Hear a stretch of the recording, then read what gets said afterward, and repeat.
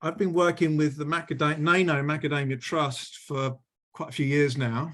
In the last 5 years, we've been working very hard on developing what we call carbon damage mitigation, which some people could say is offsetting, except we are not keen on that. We are keen on building a system where instead of just having trees that sequester our dirty CO2, the trees are incorporated into useful development of food security, which can happen anywhere in the world, and environmental stability, as well as sequestering CO2. So I will share my slides. Where are my slides? Sorry, there we go. Right, so I assume people can see that. So our work has been started mainly on the carbon work in 2017, and we've been building up steadily since then, where we are surveying now thousands of trees in Malawi grown by smallholders. And I'll just go to the context of Malawi, and you can go to Google Maps and put satellite view on, and you will see something of Malawi and the context. And in one sense, it's actually very obvious the challenges that are faced by a country like Malawi, which, as you should know, is in the south. And these photos here, I can ask, can you see my mouse? Can you see my mouse moving? Yeah, so yes. Here we've got Malawi. It's a 300-mile lake, fresh water with landlocked, and the lake is incredibly gorgeous fresh water, although you can catch bilharzia from it and other things. And it's got a huge change in altitude. Down this ridge, the altitude can change from, I think, 200 meters above sea level up to 1400 meters above sea level. And so it's got a very varied geography, and it's in the south. It's within the, it's 13 degrees south of the equator. So it has a tropical climate. It has a huge amount of sunshine. And if trees are looked after well and provided with enough water, then in fact you can have incredible vegetation. And we've got some photos that have come in over the last 5 years, and in fact even last week, which show how wonderful the tree growth can be when the trees are looked after. However, if we zoom in to Malawi on Google Maps, you can see an area like this. Can you see my mouse moving over there?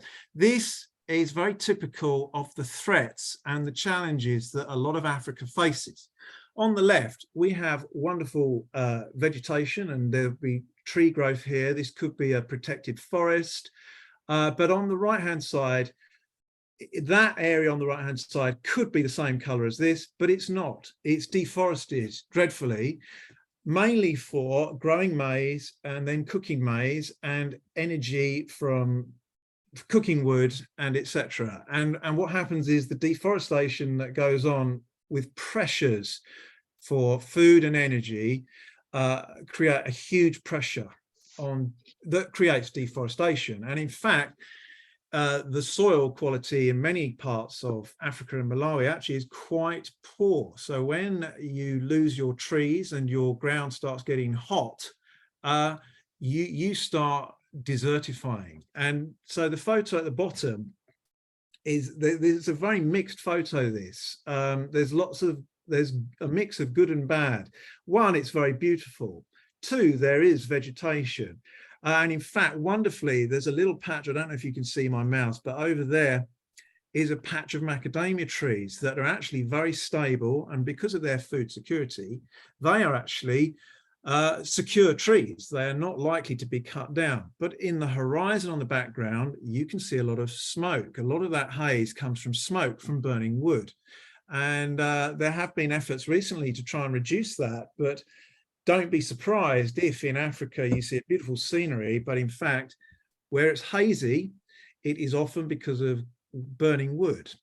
So these pictures give you a good context of the sort of environmental pressures that Malawi experiences, and actually is very typical of a lot of Africa, especially where there's dominance on maize as a source of food, which actually is not actually very food secure. And the really serious stuff actually is going on in East Africa at the moment, if you've seen the news. And so, although things are very complicated, they're not just one factor. So this slide, on the left-hand side is our chair, Andrew Emmett, and we took some photos of the soil condition where you're under the shade of a tree. And here we've got soil surface temperature of 27 degrees. That's a very pleasant temperature. And where you've got organic matter or grass under a tree or compost, even under that soil, the temperatures can get as low as perhaps 13 degrees C. And that means water can stay happily in that soil, providing the trees and whatever plants with the water they need to grow. However, just 5 yards away from that tree, in a normal sunny day in Malawi, it was not particularly hot. The soil surface temperature can be 55 degrees centigrade. And this is the critical factor. Where you get deforestation, where you lose your vegetation, where you expose soil, then actually that soil becomes you could say dangerously hot. I mean, soil, you know, that soil there cannot hold life, and this becomes very serious. So when we look to this picture here, we've got a wonderful line of trees there that are providing food security with macadamia, and there'll be a mix of some other species of trees there. But where it's brown, except when you get grass cover in the rainy season that starts to make Malawi look green, a lot of this soil is getting too hot. And then the consequences of that, we can see on this photo on the left, on the bottom right, you then get climate extremes. Now, these climate extremes are actually very normal, and they're simply because mainly of deforestation. I was on a journey in one day, I was on a journey 300 miles from mid to south Malawi, and in the same journey, we saw this in the car.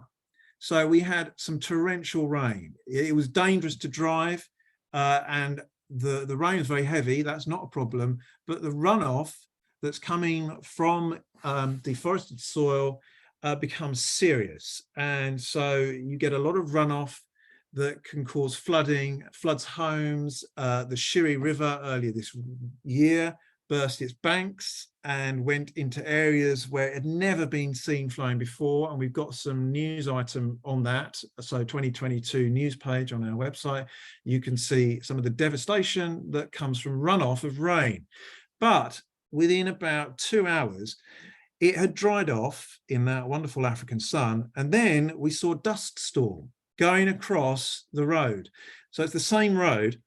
And the dust storm here is basically live soil erosion. So one, you've got runoff water causing soil erosion, and here you've got a dust storm 2 hours later, which is another form of wind-based soil erosion. And that soil erosion with the dust is caused mainly because of deforestation. So we all know, in one sense, it's very dangerous, this deforestation stuff. But going on to quickly, I'll go to the good news, and I've referred to our website page up here. So Neno Macadamia Trust.org, very long name, but you can find it on Google links. I'll show you later. But these pictures are from our gallery. Now, the lovely news and the good news is that when you start looking after trees and benefiting from trees, it creates a win-win scenario. We have here a farmer's family, and we work with co-op groups in various areas of Malawi. This farmer here has been farming macadamia for at least 20 years, in fact, I think 30.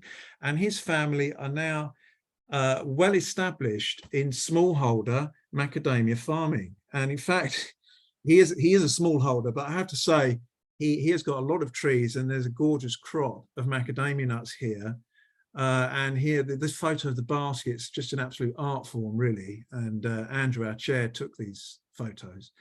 And they can come from a wonderful, healthy macadamia tree that you can see here. I don't know if you can see it in terms of the screens of Zoom or whatever.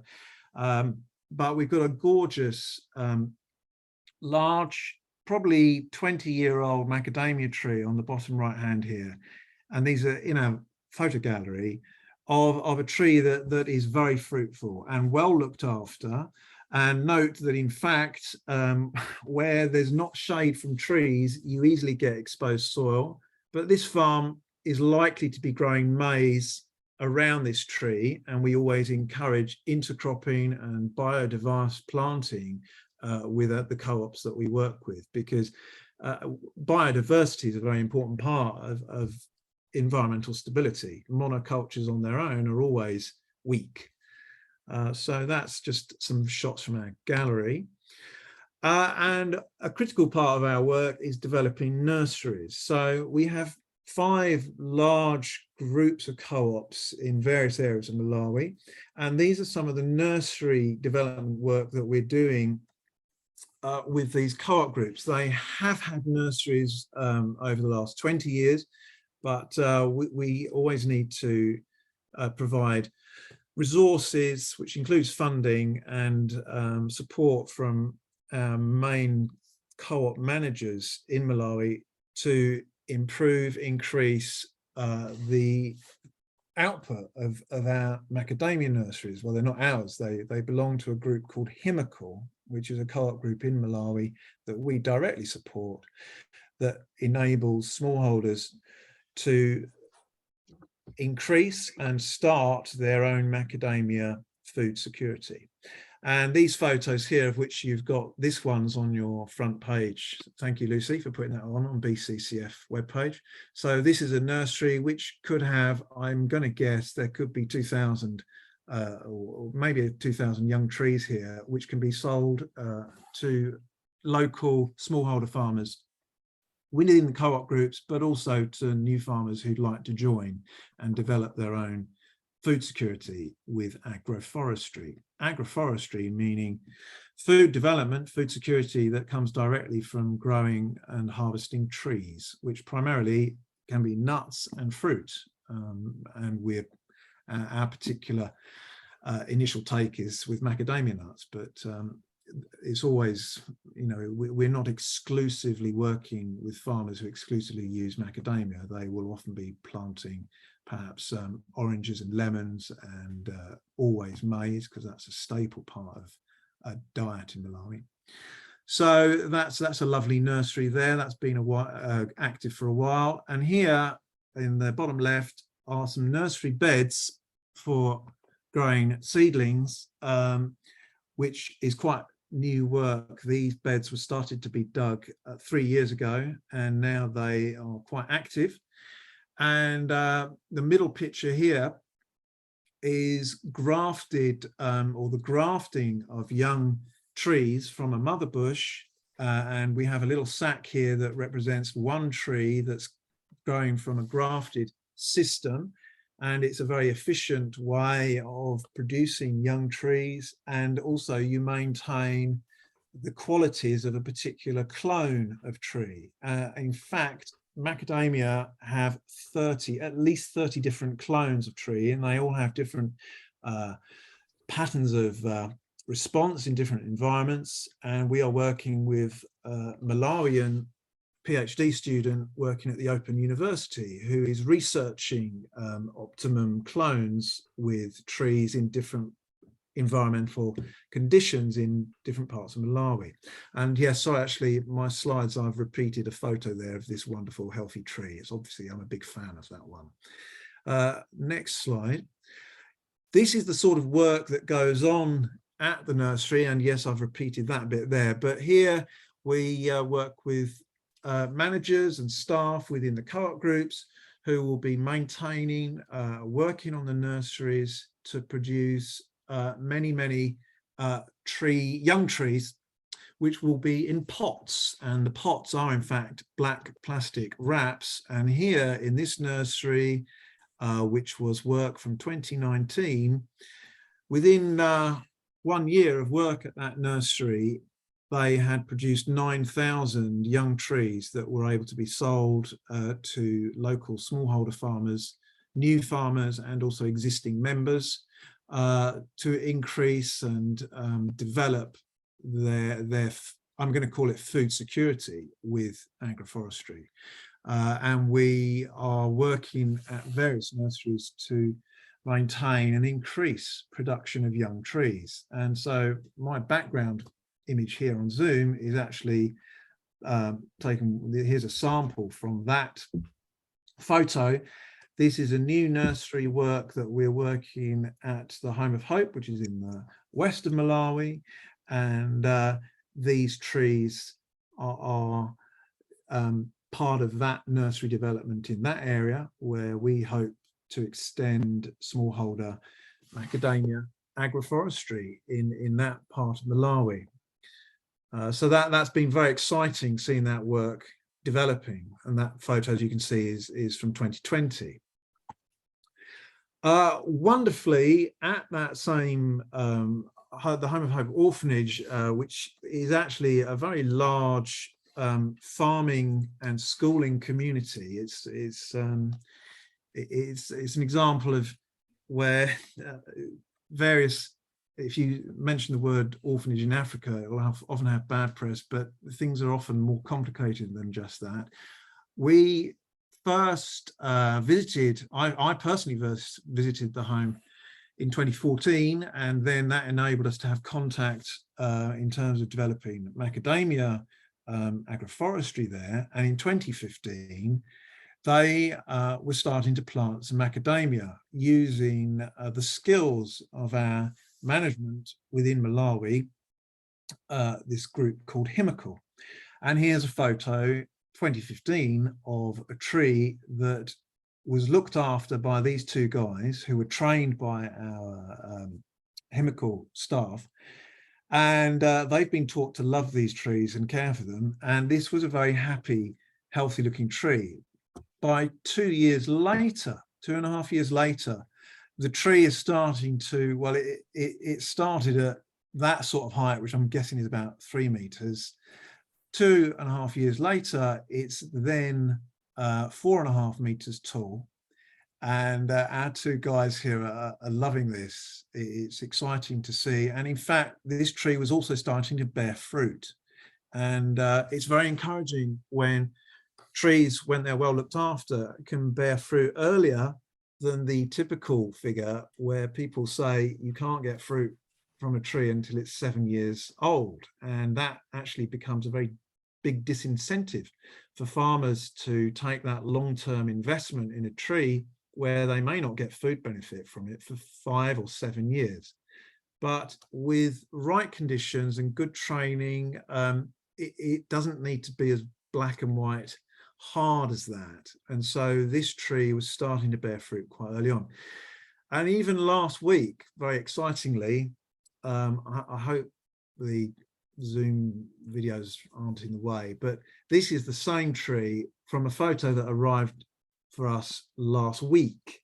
And the tree is now 8 meters tall and is producing a wonderful harvest of very nutritious macadamia nuts. And in fact, in terms of, I'm not talking much about the nuts here at the moment, but on our website, you can look at the about pages and the about articles about macadamia. And it's a wonderful nut, it's a wonderful tree, and it does help provide actually more than supplement, but nutrition supplements or nutrition food stability for people who may often have their main diet may well be maize. And so when you can expand people's diets with food that they can grow on their small holdings, you're doing more than just planting trees. You know, you're starting to develop stability and security in so many ways, and the wins you get from a tree are incredible. And you know, I could go back to the photo of the shade earlier on. Just the shade of a tree is phenomenal, the benefits. So this is very exciting, seeing this one same tree that's just it's exploding with life, and I do love this tree. Now let's go to carbon. we all know, and it's very hard to be facing the facts. It's an elephant in the room. There's different ways of responding. We can panic, or we can stick our heads in the sand and deny, and etc.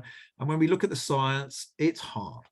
And I made this logo here on our website of the CO2 curve for the last 30 years, and it's irrefutable that global average atmospheric CO2 has increased by 30% over the last 60 years. And it's tough, and we have to face it if we're going to deal with it at all. And also, my background is science, and I always love a decent graph.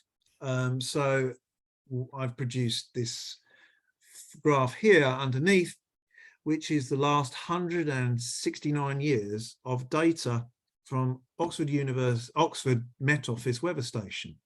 And it's actually monthly temperatures recorded for the last 160 plus years, which very, very clearly show that we're on serious trends. And I mean, we can have debates about the climate issues, but we often really just need the good hard facts. And this Oxford Met weather station is very, very precious data, because for 100 years, this data was monitored monthly before global warming as a concept was even thought of or understood.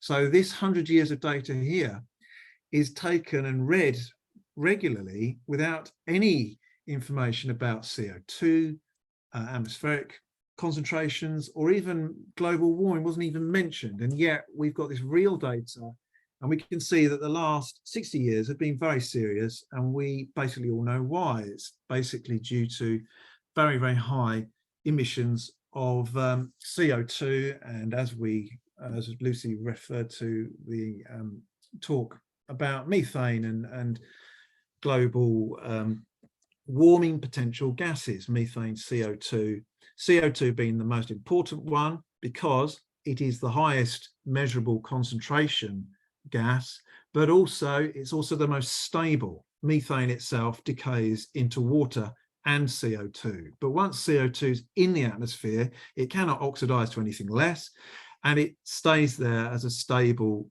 global warming potential gas, and it has a GWP factor of 1. Anyway, that's the science. And then the middle graphs, these are all available on our carbon page, and there's the URL.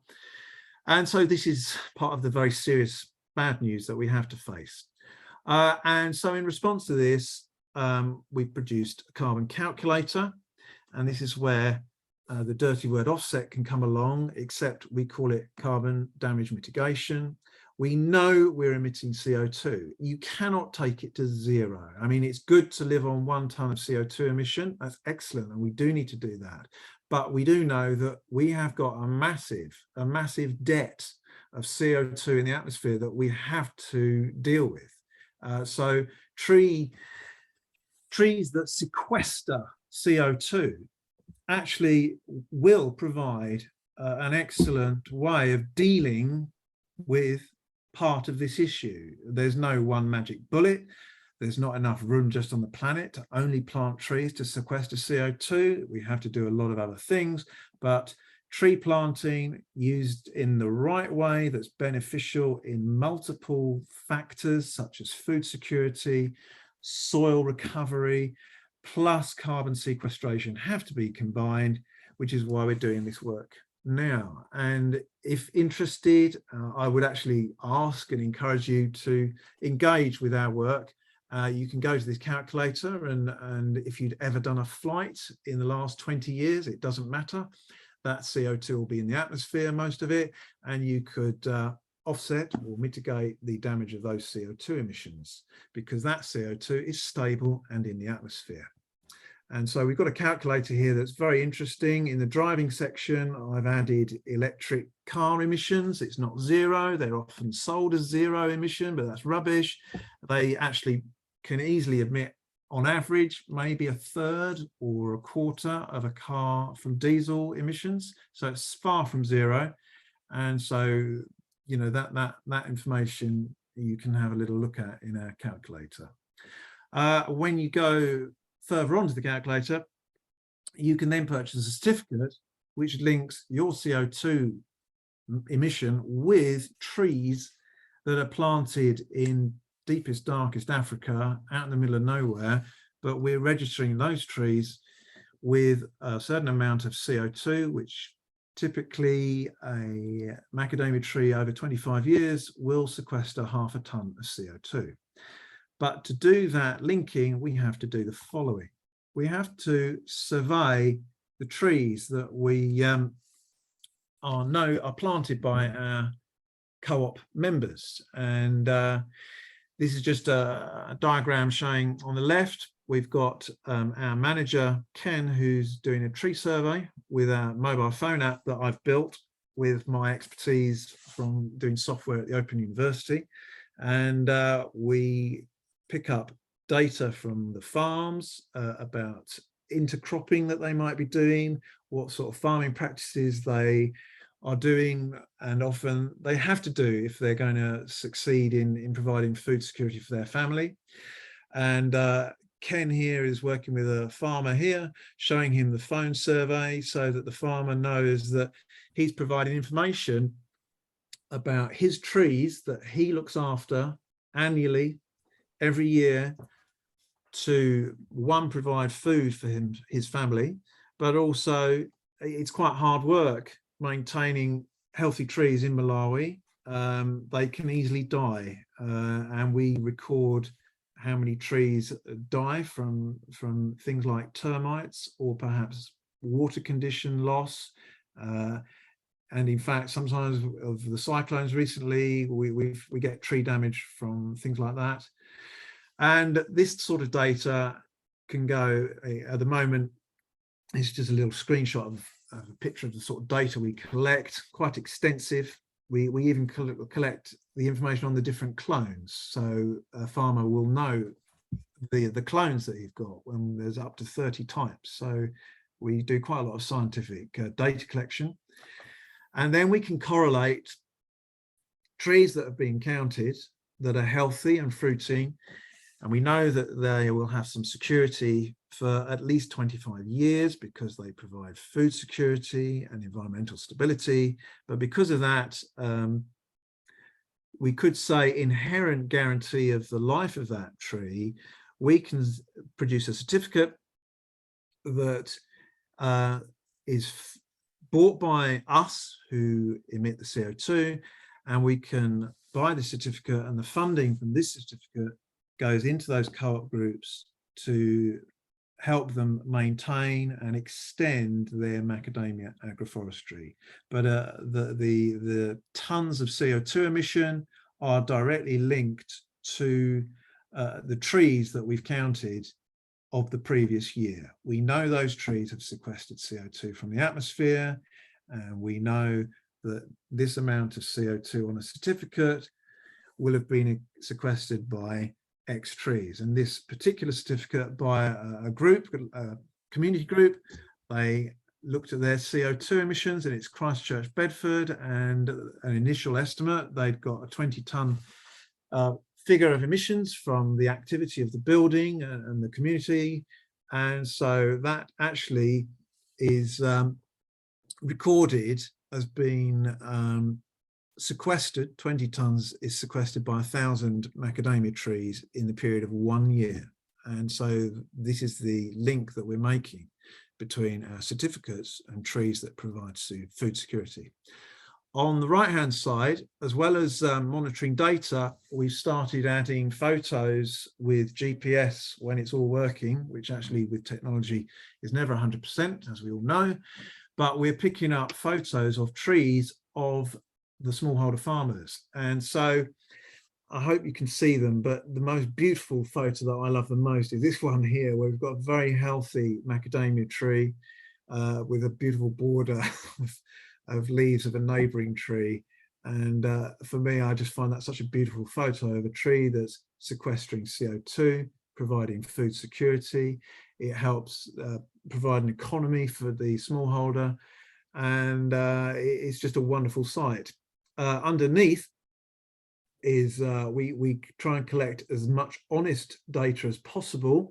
And here is a tree that's been damaged probably by the cyclone in 2019, which you can see in our news pages, where the tree's been blown over quite severely. It's still alive, in fact, but that's an example of tree damage that can happen from cyclones, which, as we can suspect, that problem's not going to go away. So it's very exciting when we get this data in from the smallholder farmers that we work with in their co-op groups, and the funding of the certificates supports those individual farmers directly, and also the co-op groups that they are in, and we simply want to expand that. And we know that our CO2 emissions are a big problem, and this is one part of trying to deal with it in a constructive way, and not by just a simple, shall we say, lazy offset. So that's pictures from our certificate and tree survey work. So just to conclude, if you wanted to find out more from our website, use the calculator, look at our carbon page, Google macadamia carbon. First hit you'll get is a South African company that's converting macadamia shell into biochar, which is excellent work. But a little bit further down, I think you'll see our logo with our carbon page and our carbon calculator. And also we have a YouTube channel, and on our webpage you can see links to Facebook, Twitter, Instagram and YouTube, and also you can subscribe to our newsletter. So do please have a go at that. And thank you actually for inviting me, and also inviting me a few years ago to present our work. Yes, we're a local charity, but we're working in that deep south of the equator, and so it's wonderful how we can all be connected in incredible ways. And of course trees are fantastic and we need more of them. So thank you for listening. Will, thank you so much. We love win-wins in the Climate Change Forum, so I love when we can link up sequestering carbon, food security, people as well, and your enthusiasm for the subject's really infectious. I would really encourage people to go and have a look at the carbon calculator just for interest, but especially if you're able to contribute. So for example, I looked at our car use. We have a car and we don't use it very much, so we only have a few thousand miles a year, and we're trying to actually get rid of our car. But I was able to calculate using the calculator with just a couple of clicks how much carbon we were in for, and to pay for the annual mileage of our car. But you can also do, as Will said, if you've ever done a flight, or if you've got to do a flight. I know some people who have family who live on the other side of the world, so we have to let them off the hook. We call it love miles, but if they're going to fly, they can buy carbon mitigation damage certificates for an NMT. Do spread the word as well. Do tell friends and family, because I think it's such a powerful tool. And you can see, unlike some offsetting, which is just pure greenwash, which is just throwing some money in a corner, some unsuitable trees are planted in an unsuitable place and never cared for. This is actually a holistic approach that accounts for every tree, accounts for the carbon, and is doing something really good. I think we should be really proud that it has a link to Bedfordshire as well. So do have a look. Has anyone got any questions for Will? Nice comments in the chat. Thank you. Such a positive message. Anyone has any questions? Oh, Colin has a question. Colin, do you want to ask Will your question? Yes, my question really, Will, is about the possible scale of tree planting in Malawi. Do you imagine it being an activity and agricultural practice that covers the country and to a huge extent, or will it just be occasional pockets? No, the answer is yes. So our chair, Andrew Emmett, was brought up in Malawi. His father did extensive farming there, and the vision is really to extend it so it can have more impact and be useful. It's nice to do nice things in a small corner, and in fact we have to start from small nice places, but the need is so great that this has to be extended. Now obviously we are a tiny charity in Bedford, but we've got a strong link with the co-op groups there, where in fact we've got the co-op groups actually have access to more than 1,000 smallholders, and we do want to expand the tree survey work and the certificate funding into that, expand it into that group of farmers, and we actually want that group to expand so that really agroforestry takes off in Malawi, and agroforestry is one part of essential work that we have to do globally to face the dreadful challenges that we face. Agroforestry is one part of what has to happen globally, and even here in the UK we know and we hear that our industrialized farming methods, although they provide huge amounts of food that's very important, in the longer term, the sustainability that's starting to impact soil fertility through high intensity industrialized farming is we're starting to see the pinch on that now. And agroforestry could develop here in the UK with nuts. You know, there's some wonderful stories of cob nuts in Kent, and agroforestry in the UK it could be expanded. Obviously apples and fruit, particularly apples and pears, is wonderful in the UK, but nut agroforestry is significantly underused at the moment. So yes, our ambitions and vision are very high, and I would love to see huge expansion, but we have to start off at a very small grassroots level at the moment, and that's actually what we've been doing over the last 5 years.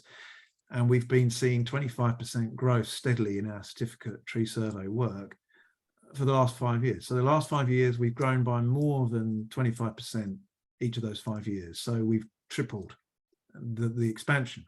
But we do need, you know, we do have resource issues, and so we are looking to expand, but you know, with groups such as BCCF and in fact Christchurch, who supported us, and other groups that we're working with, including, I have to mention, there's a group called Profs Who Fly, based at Imperial College, and they've been providing excellent support for our work, which we need to expand.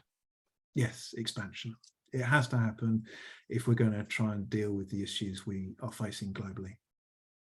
Great, thank you, Will. We have a question from Diana as well, I think. Yeah, thanks, Lucy. Yeah, thanks, Will, for that. I attended your previous one, and as you say, it's really great to see the expansion, the steady expansion that you've had, and obviously a really great model. And I wondered, you've emphasised obviously that you're a very small trust, and there's a massive resourcing issues, but I wonder, given your focus there on clearly expanding in-country capacity around agroforesters, local farmers, have you thought about also extending and involving local Malawi universities? I gather there are both, I don't know, is it 6 or so public and some private universities. I wonder if they aren't also partnerships, considering several of those have science technology faculties, including some around environmental science, including soil management. Have you thought about those as partners in your work to expand? I would say yes, we have. And in fact, Emma has many contacts within Malawi. So we do actually have a lot of contacts. And in fact, wonderfully, the Malawian PhD student that we work with at the Open University is connected. And so, yes, the connections are there, and we definitely have the connections, but it's difficult for us to try and do all the good ideas all at the same time. So personally, for me, I've been putting my energy into building this stable technological model. That's my focus, and as a scientist, that's what I should be doing.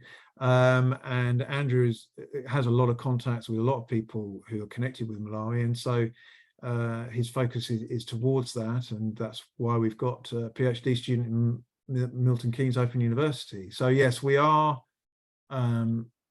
We do have those connections, but it's a slow. In one sense, these things can happen slowly and quickly at the same time, and obviously everything's happening too slowly, especially for me. I want everything to happen now, but yeah, to be honest, if anyone can support us, that would be great. Thanks for that question, Diana. Martin has a question. Yes, I suppose it's perhaps more of a comment, really, but it's very much related to what Will's been talking about, because it's talking about really the commercial sector. So I think primarily the CDMCs have been sort of sold into the domestic sector, but it's been a slow journey. But the company that I work for, who by no means would be regarded as green enthusiasts, nevertheless, we've been on a journey over the last few years. First of all, saying let's do something about sustainability. This was probably in about 2018, and then moving that on to say let's benchmark where we're actually at. And then actually this year things moved on quite a bit faster. So having done the benchmarking, we now realise we now put that into a carbon reduction policy as part of the company's quality system, and have actually then gone that stage further of not just measuring what we're doing at the moment and having a plan for improving it, but have offset our company scope 1, as they call them, scope 1 emissions, using the NMT scheme. And I was able to confidently say, look, this is a really good scheme, and you can talk directly to the people who are involved in running this, and it's got so many extra benefits. And it was quite a hard sell at our board. I wasn't involved, but I'm told it was quite a hard sell, but it went through. And what you've got there potentially is the pipeline, because we've done it this year. That's now in process. So now every year we will be benchmarking and likely to be offsetting. So you've then got a sort of pipeline of funding going through. And the point I'm getting round to is it's a bit of a slow burn, but actually there are a number of other things that are happening. So very much the top-down, the government top-down approach is actually having massive impacts in the commercial sector now, in terms of everybody's having to produce their own carbon reduction plans. Now, what they do with them and so on is obviously the next stage. But potentially you've got this situation where many companies will probably want as a stopgap to offset their business-related emissions.